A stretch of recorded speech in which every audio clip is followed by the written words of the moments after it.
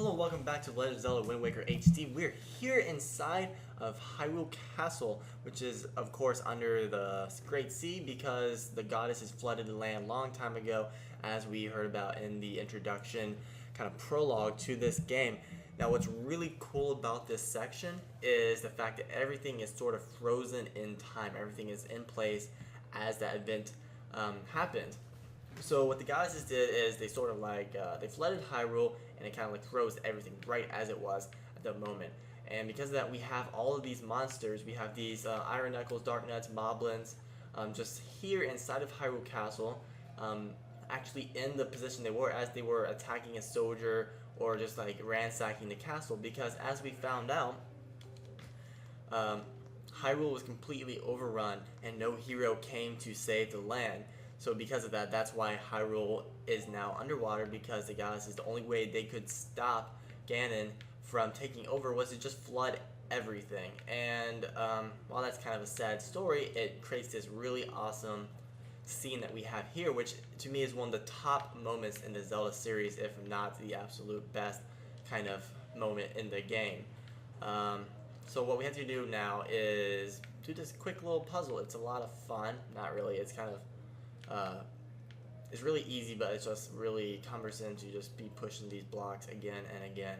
So we're going to move these three pieces right onto the Triforce. So we're trying to make a Triforce icon with triangle, I guess, blocks, triangle, I don't know what the hell you want to call them, structures. So it's really irritating that it keeps trying to make me silo when all I want to do is just get up on it. Trying to get a good view here.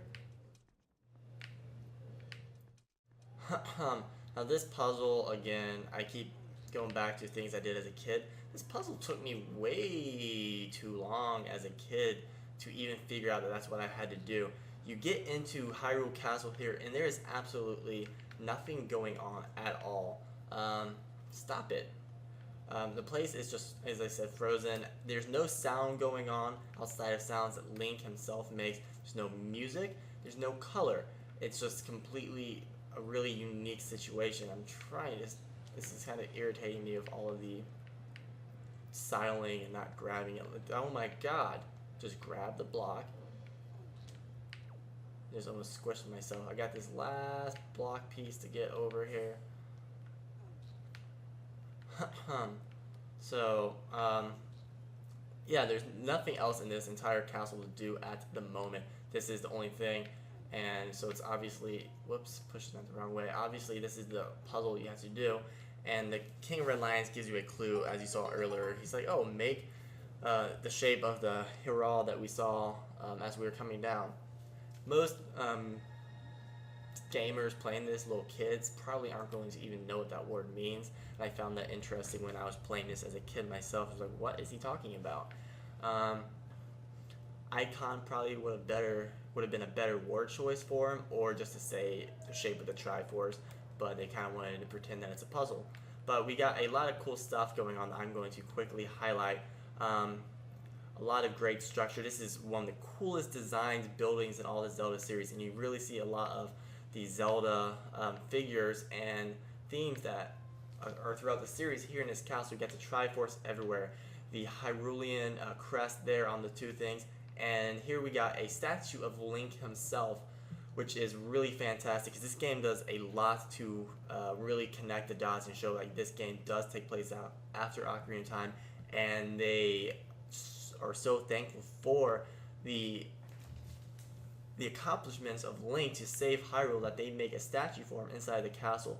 Another interesting thing is that picture right there on the wall that shows Princess Zelda with a bunch of, I guess, kind of like servants and higher class members of staff. And obviously it looks like Tetra and her crew of pirates, so that's kind of a unique thing. Anyways, at some point along the line, the MasterSword was moved from the Temple of Time and Ocarina of Time to inside of the castle, hidden underneath in the basement here. So we're going to go ahead and take this sword. Obviously, this is the iconic sword from the Zelda series, and this is a really big moment in the game. This is kind of like the turning point of where things are going to start to get serious. The first 3 dungeons now have been sort of like getting you up to speed, and now things are going to really be stepping it up here in the Wind Waker. Now, an interesting thing to note is that the Master Sword is often used as a kind of trigger or key. It was the key to going back in time 7 years in Ocarina of Time, and in this game it is the seal that locked everything in place. You have all of this chaos going on in the castle, and the seal was put in place, and time was frozen here inside the castle because the sword was in its pedestal. So while we are taking the sword out, and that's fantastic news because that means we have the hero's Master Sword, that also means that this score of monsters are now alive and active, and they just pick up where they were inside the castle. Now, an interesting thing to note is that they aren't confused. They're just like, oh, okay, nobody's here. We're just gonna start patrolling. So I don't know if maybe they were patrolling, but by the frozen, by the way they were standing and the poses they had when they were frozen, it looked like they were in the middle of a war and they were actually engaged in combat. But they don't seem to remember any of that. And that's what being frozen for all that time will do to you.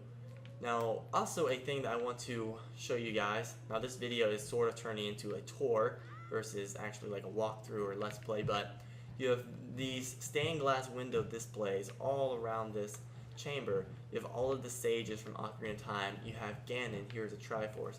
So again, this is a huge homage to the Ocarina of Time game to show you that these events do in fact take place afterwards, and it's a really big point in the history of Hyrule where they honor it all over the place. They have pictures, decorations, this giant statue, and okay, so now we're up here, and as this statue automatically goes over the door, these dark nets just kind of sit there, and they don't care that there's some guy that just came out of the basement. They just stood there and waited for me. Oh, I'm kind of getting locked in, or blocked in, so I'm going to go ahead and jump down. Now what we need to do before we can exit the castle is kill all the monsters inside of here. Not that hard to do really. Our sword is better now. We have the Master Sword, so we're going to do a little more damage. It's going to take less to kill these guys. Now there's a ton of these iron knuckles, which is fun because they're a lot of fun to kill, but also they take a while to kill. So while this part isn't necessarily hard, it does take a good chunk of time just because of how much armor and damage these guys take. So, oh, nice little combo roll. Oh, he smacked me. Beat me down. Alright. Now, if you get these guys really close together, you're going to start to have problems because while you were like maybe parrying one of them, another guy would just outright smack you. Come on. Like that. But they also hurt themselves and each other when they swing their swords, so it's kind of a creative little feature to this game where the enemies can hurt one another, and that's kind of a cool thing. Also something that I wish they would utilize more in Zelda games and make sure they bring it back, as well as just having all of these different items. So I'm going to, though doesn't even, his giant sword doesn't even dent him. So this area is fantastic for acquiring Knight's Crest and those skull necklaces. They always seem to be these little, here we go, right there, as I was saying it. So definitely make sure to collect those from all of the enemies. It's a fantastic way to get what you need. Orca once you collect a bunch of them, so may as well. Alright. Oh, and these guys are starting to get creative with their combat a little bit. They're a little more engaged with dodging and blocking versus most of the other enemies, but that's cool, so it's going to make this a lot more fun. Alright, now there's an upstairs and a downstairs. We have 3 more of these guys right here, so yeah, this is going to take a while, but hopefully we can get this over with.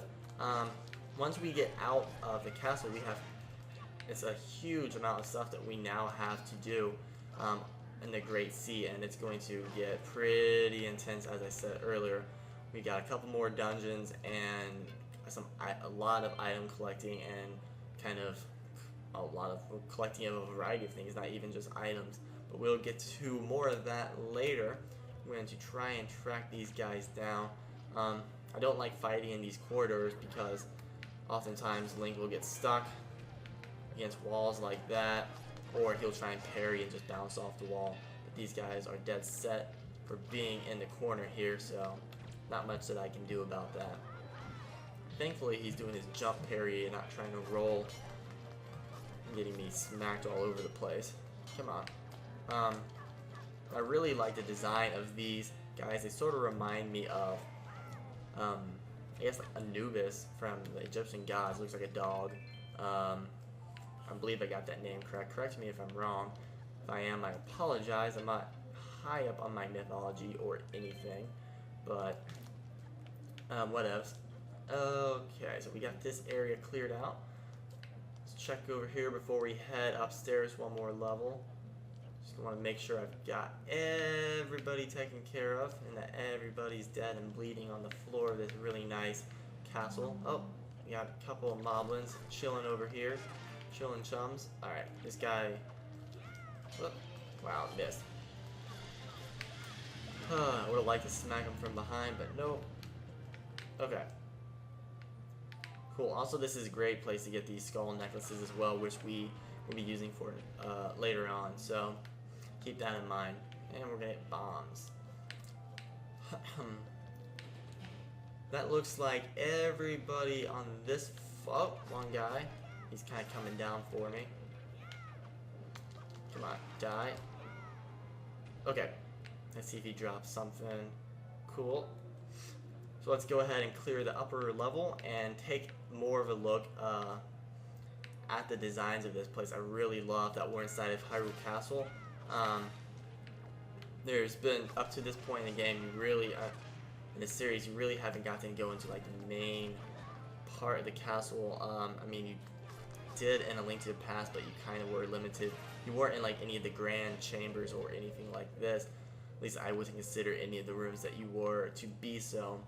And then you were quickly out of it. But this, it's really fantastic because in Ocarina of Time, I was always wanting to get into the castle. And there's like this seam walking glitch where you can sort of get into a castle, but the castle is just filled with water. And I actually did a video of that, which I have on YouTube, where you can get inside of Hyrule Castle. But yeah, there's absolutely nothing going on inside there. There's no enemies. You don't get to see anything. But this is really cool. And my one sort of complaint, and it's not really a big one, was that this castle really doesn't look like the one from Ocarina of Time. How it... Oh, see, that hurts me. Nope. Link does not get hurt.